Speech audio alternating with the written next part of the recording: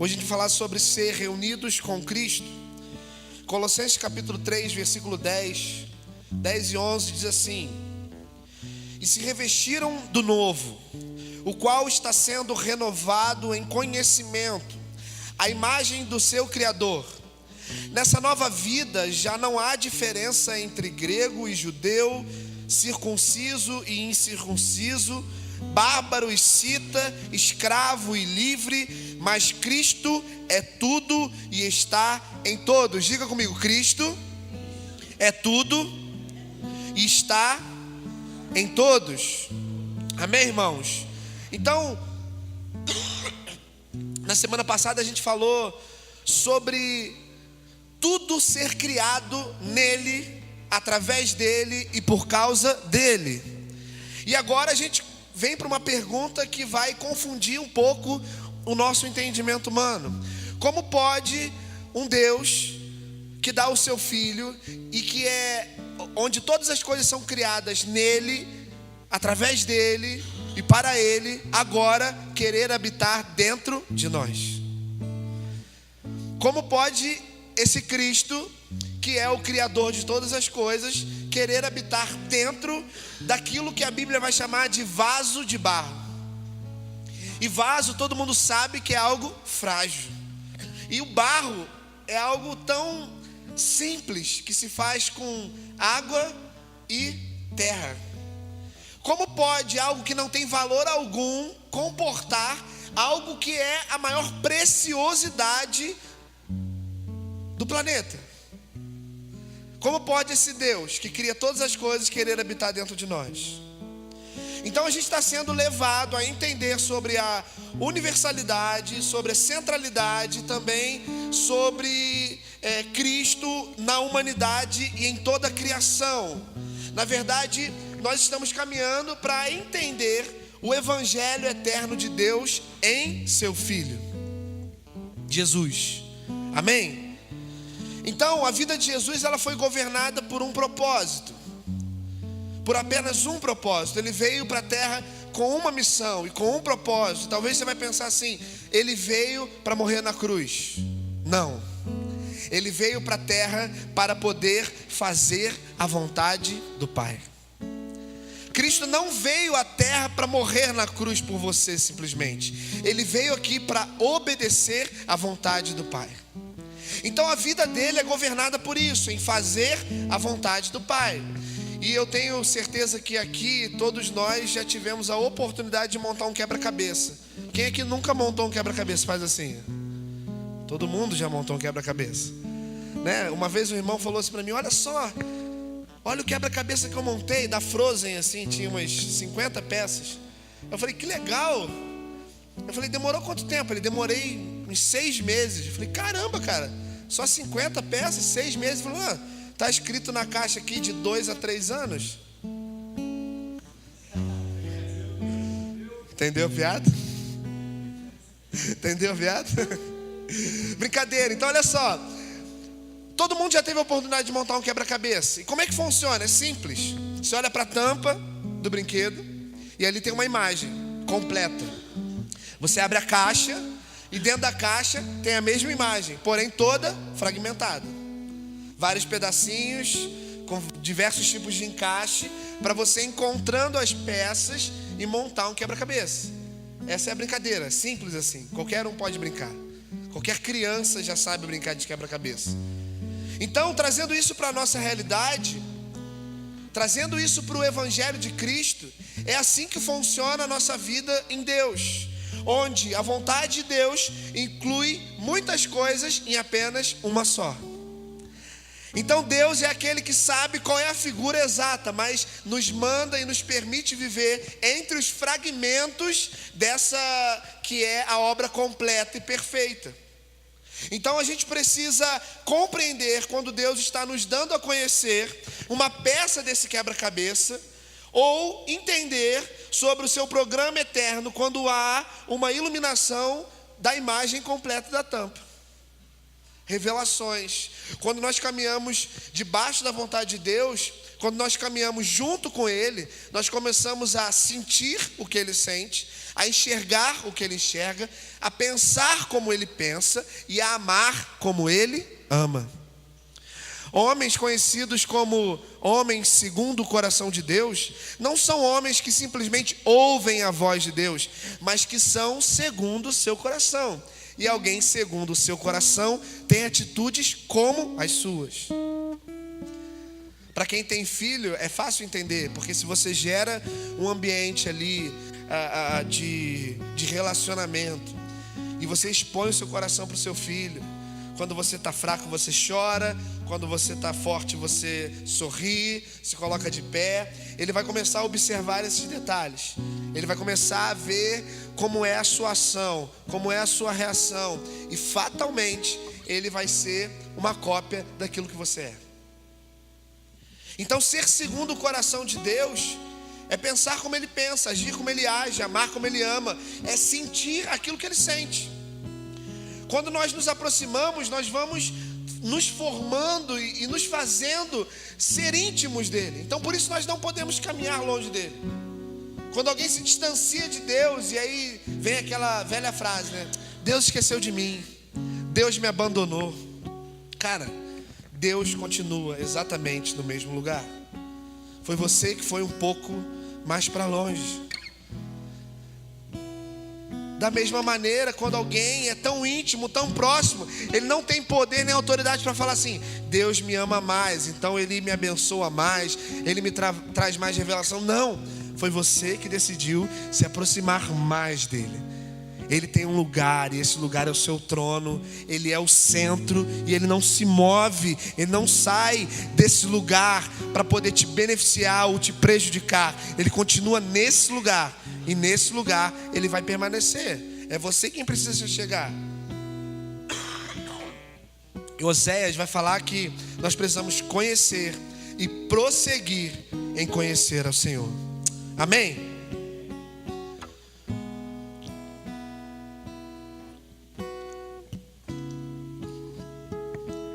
Salvação, perdão, cura, libertação, profecia, isso tudo são peças desse quebra-cabeça. Porém, não são a razão de nós existirmos. A razão de nós existirmos é a tampa, é a imagem completa. E a imagem completa e perfeita é a razão pelo qual Jesus também veio para a terra. E essa tampa, essa imagem perfeita, esse caminhar que nós devemos ter ao lado de Deus é o caminhar de fazer a vontade do Pai. Vira para a pessoa que está ao seu lado e diz assim para ela: você precisa fazer a vontade do Pai. Se tem duas pessoas, fala duas vezes. Você precisa fazer a vontade do Pai. Esse é o plano, esse é o propósito. Não há outro meio, não há outra forma de ingressar no reino de Deus, senão pela obediência. Se você não obedece, logo você não pode ser considerado filho. Então nós estamos caminhando para isso. Então o evangelho, ele precisa ser um evangelho que tem Cristo no centro.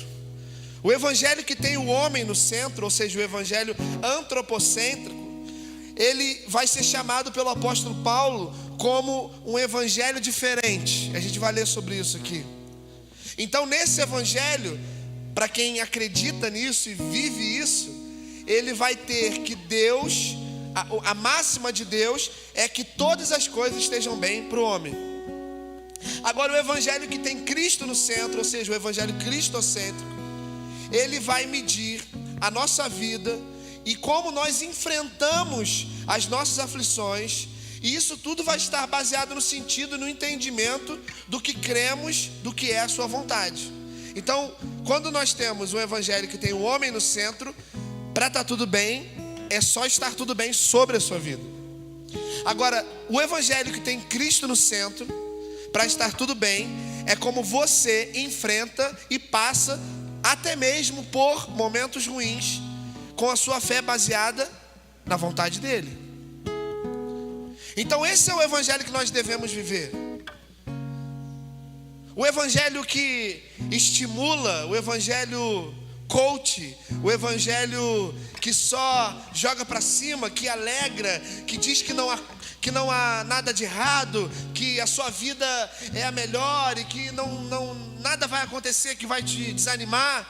Esse evangelho, ele é sustentado por uma temática que ela é finita.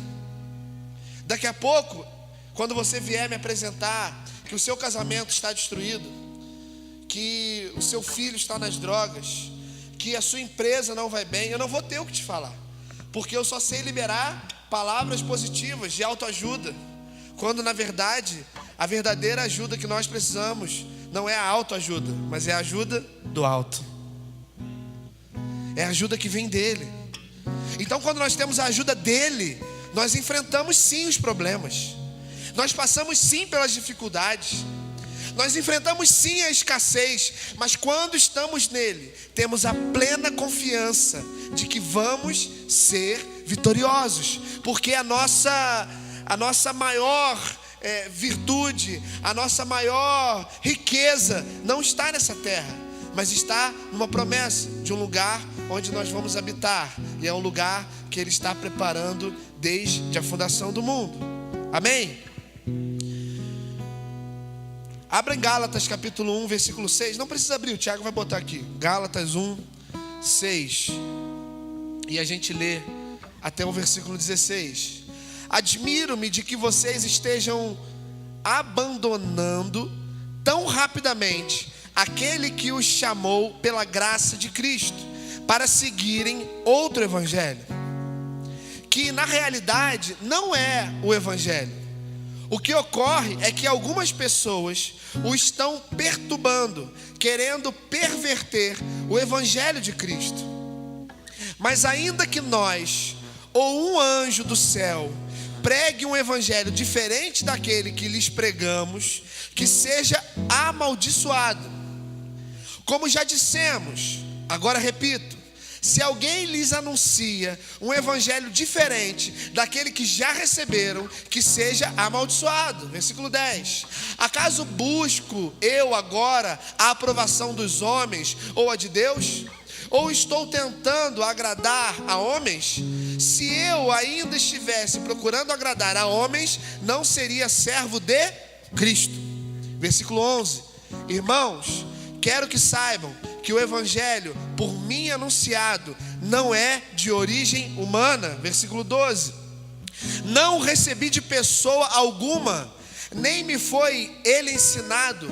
Pelo contrário, eu o recebi de Jesus Cristo por revelação. Vocês ouviram qual foi o meu procedimento no judaísmo, como prosseguia com violência a igreja de Deus, procurando destruí-la. No judaísmo, eu superava a maioria dos judeus da minha idade e era extremamente zeloso das tradições dos meus antepassados. Versículo 15. Mas Deus me separou desde o ventre materno e me chamou por sua graça, quando lhe agradou. E versículo 16. Quando lhe agradou revelar o seu Filho em mim, para que eu o anunciasse entre os gentios, não consultei pessoa alguma. Então, querido, tudo aquilo que lhe é exposto, tudo aquilo que lhe é trazido, toda mensagem que sai de um altar, você tem a oportunidade de consultar na sua palavra, na Bíblia. Aquilo que for de procedência humana é anátema. Aquilo que for teoria humana é falho. Aquilo que for exposição humana tem fim. E não há problema, por exemplo, de eu contar histórias, coisas que acontecem comigo, mas eu não posso transformar isso numa doutrina, porque a única doutrina é a dada por Cristo, e essa doutrina é a sua palavra, e a sua palavra é imutável. Ai daquele que acrescentar ou tirar um tio. Está aqui, está disponível a você.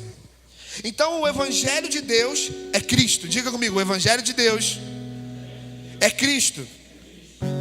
Então a gente foi ensinado que há 4 evangelhos. Quais são? Mateus, Marcos, Lucas e João. Mas o apóstolo Paulo vai chamar Romanos de o evangelho de Deus. Sabe por quê? Porque nos 4 evangelhos, Jesus estava ali em carne com eles. Mas na carta aos Romanos, ele está nos santos.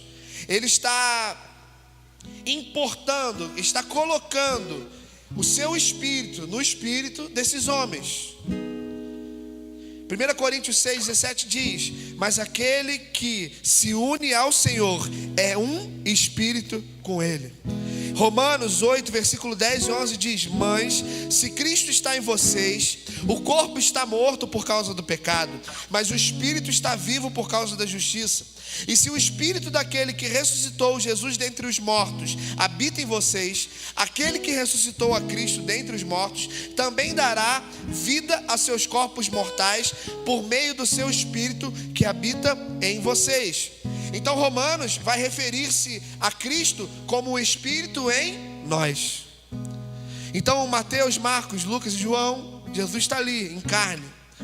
Mas o evangelho trazido, o evangelho verdadeiro, é aquele que se consome após a morte da cruz, onde ele já não está simplesmente fisicamente no meio de nós, mas onde ele habita dentro de nós. Então, o evangelho de Deus é Cristo. Tudo foi feito por ele, através dele, para ele. Tudo precisa convergir para ele. Então, ele habitando dentro de nós é talvez a coisa mais confusa que a sua mente pode pensar. Um Deus tão grande, um Deus tão amoroso, um Deus tão misericordioso, um Deus tão, como pode habitar em mim, que sou falho, limitado? Como pode habitar em mim, que tenho dificuldades, que não consigo sequer compreender? Essa é a graça do Evangelho de Deus. Essa é a graça do Evangelho de Deus. É fazer ser aquilo que não é. É dar voz àqueles que não têm voz. O Evangelho de Cristo pega aqueles que são improváveis e transforma em homens que vão transformar uma nação. O Evangelho de Cristo pega aquilo que já estava acabado, que diante dos homens já não tinha mais jeito, e traz de volta e faz resplandecer. O Evangelho de Deus restaura casamentos. O Evangelho de Deus restaura a vida financeira. O Evangelho de Deus restaura tudo. O Evangelho de Deus pega alguém que está em coma e traz de volta a vida. O Evangelho de Deus pega aquele que está enfermo e traz a cura. O Evangelho de Deus transforma. A sua palavra transforma, porque essa palavra está viva dentro de nós. Porque no princípio era o Verbo. Então essa palavra é vida através de você e através de mim. Aleluia. Então Cristo veio à terra para poder restaurar aquilo que se havia perdido. O que Cristo veio fazer? Restaurar. Mas que eu disse lá em cima, o que Cristo veio fazer? Qual foi o propósito da vida de Cristo? Fazer a vontade do Pai. Se ele veio restaurar aquilo que havia se perdido, o que se perdeu? Alguém que fizesse a vontade do Pai. Adão no Éden teve a oportunidade de fazer a vontade do Pai, e ele a fez. Mas num determinado momento ele decidiu abrir mão de fazer a vontade de Deus para fazer a vontade humana.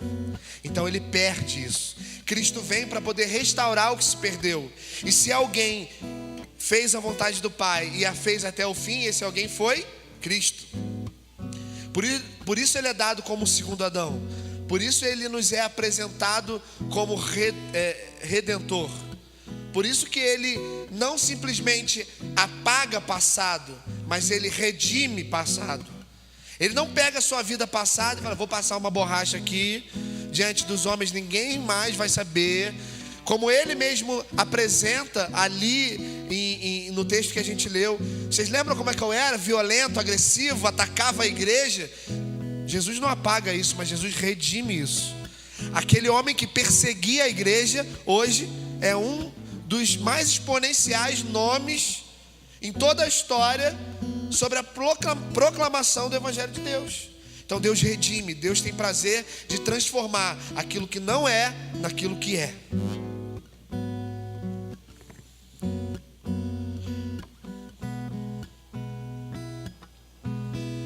Hebreus capítulo 10, versículo 5.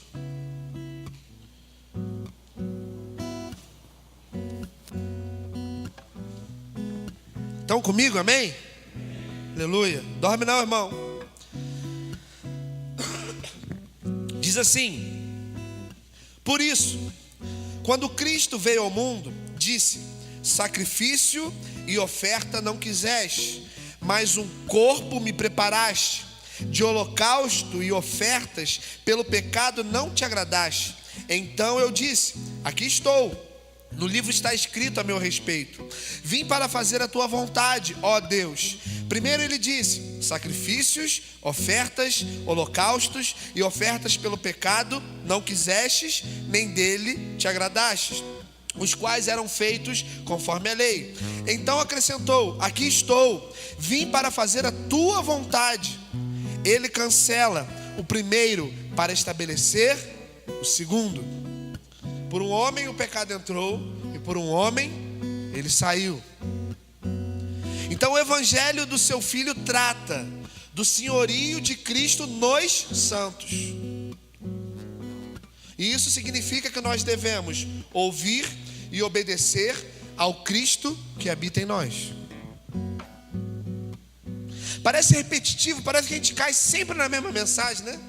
Se eu fosse falar aqui de novo sobre chamar, que significa ouvir e obedecer, parece repetitivo, mas quando você para analisar, a mensagem de Cristo é tão perfeita, o evangelho de Deus é tão perfeita, que em todos os momentos você vai fazer conexões, e você vai começar a juntar essas peças. E o quebra-cabeça, a grande graça é essa: você pega uma peça que não parece ser nada, ela é só um pedaço preto. O que é isso? Aí quando você encaixa, ela dá sentido a um nariz, por exemplo. A graça do quebra-cabeça é justamente essa: quando você começa a pegar pequenos fragmentos que não parecem ser nada, mas que quando colocados no lugar correto, dão sentido a todas as coisas.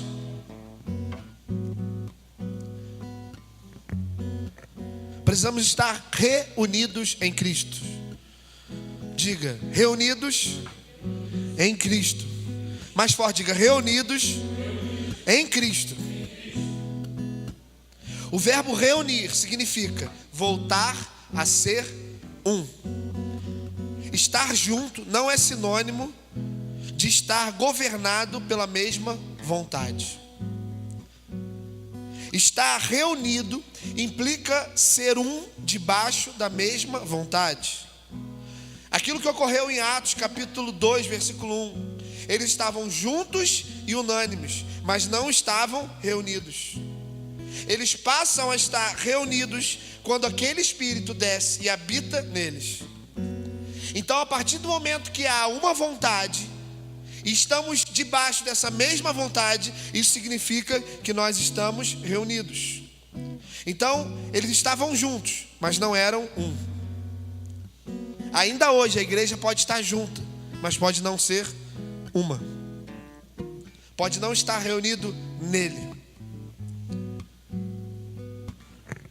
Então a primeira experiência que deve acontecer para ser um, a primeira coisa que precisa acontecer na sua vida, para que você entenda o ser um em Deus, é ter uma mente reconciliada. O primeiro lugar onde deve operar a reconciliação é na mente. Precisa haver uma transformação. O evangelho vai falar sobre uma metanoia, ou seja, uma mudança de mente. Logo, a nossa mente vem sendo doutrinada pelo mundo. O que é o mundo? Um sistema de ideias corrompidas.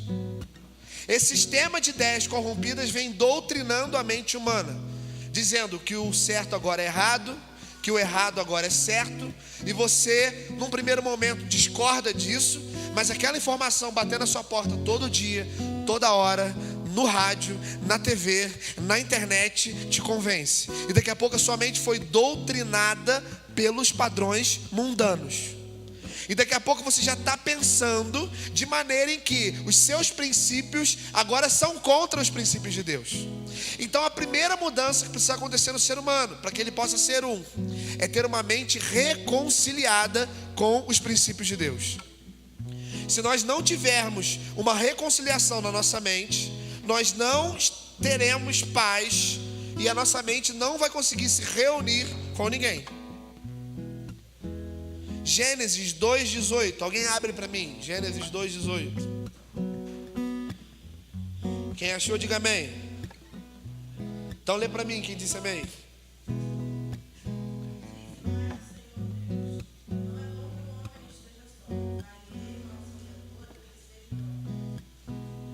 Vai, lê o próximo, Rodrigo.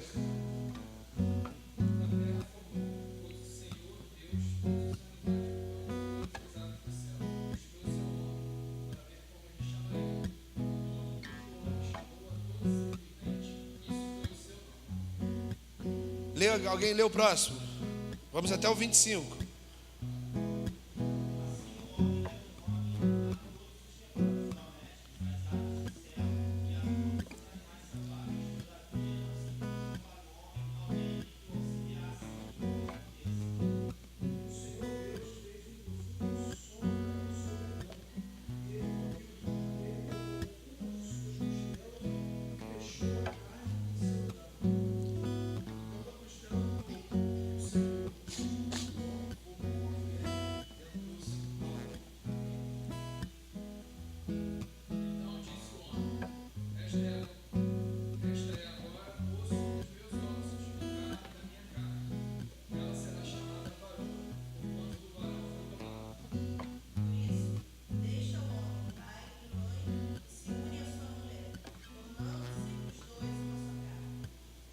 Amém? Até aí? Acabou? Ah, não. Amém? Até aqui. Até o 25. Então, pare e pensa comigo na matemática de Deus. Só nunca foi ser um. Para ser um em Deus, precisa de no mínimo 2 pessoas. Até Eva acontecer, Deus sempre tratou o homem como só. Só a partir do momento em que Eva nasce, só a partir do momento que Deus cria Eva, que eles passam a ser um. Então isso na mente humana é doideira.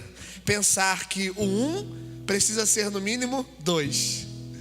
Porque enquanto é apenas um, Deus trata como só. Estar reunido com Cristo é justamente estar debaixo da mesma vontade. E quando estamos debaixo da mesma vontade e conectados, então somos um só corpo. Amém? Somos o corpo de Cristo. Ele é o cabeça, mas nós somos o corpo. E o corpo precisa estar conectado. Porque se um membro se desconecta do corpo, ele morre. Ele apodrece e ele morre. Não há vida fora do corpo. Não há como sobreviver desconectado do corpo. Todas as engrenagens, todos os órgãos, todos os músculos, toda a corrente sanguínea, tudo precisa funcionar de maneira perfeita. E quando você para pensar no corpo, cara, dá para viajar muito sobre o quanto Deus é grandioso e perfeito.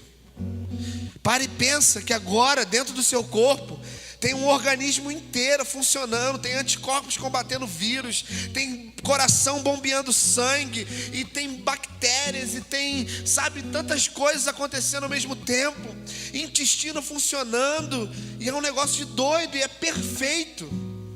É por isso que imaginar e pensar que um feto no ventre de uma mãe é só um objeto, diminui muito quem Deus é.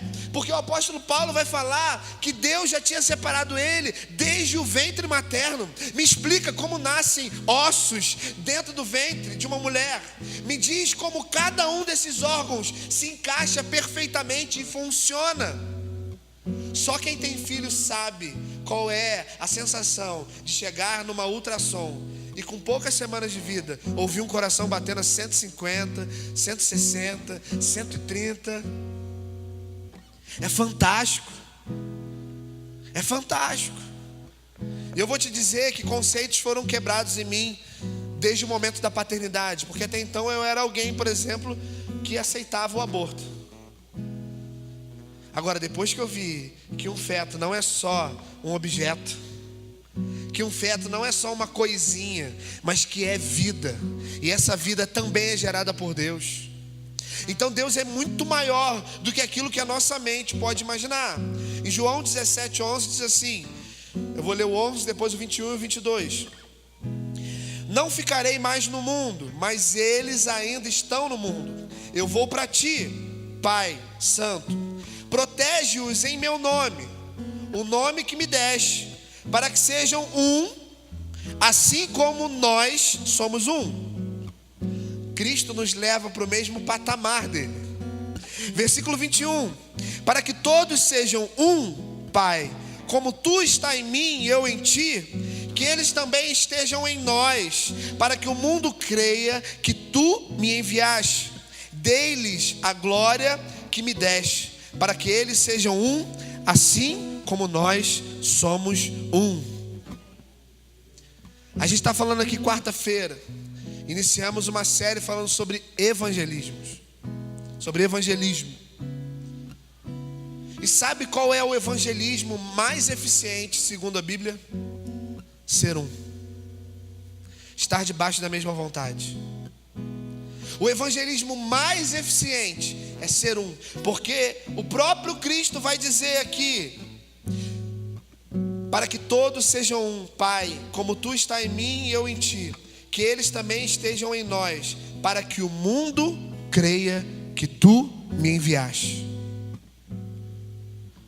Sabe aquele teu parente, sabe aquele teu amigo, que não consegue compreender que um homem, filho de Deus, nasce no ventre de uma mulher, cresce e morre na cruz pela humanidade? Quando você se reúne, quando você se torna um com o corpo de Cristo.